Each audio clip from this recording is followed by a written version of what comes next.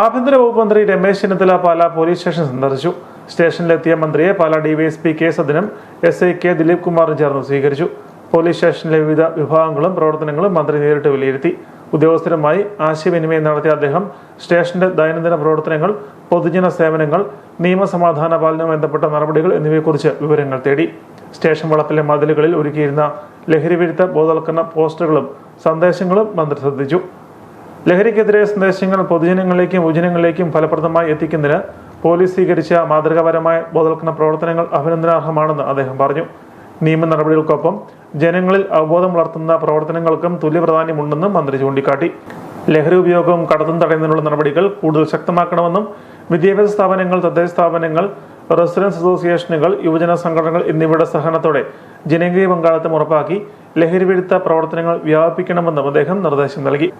സന്ദർശന വേളയിൽ പോലീസ് സ്റ്റേഷനിലെ ഉദ്യോഗസ്ഥരുമായി മന്ത്രി ആശയവിനിമയം നടത്തുകയും ലഹരിവിരുദ്ധ പ്രവർത്തനങ്ങളിൽ പാലാ സ്റ്റേഷന്റെ ഇടപെടലുകളെ പ്രശംസിക്കുകയും ചെയ്തു.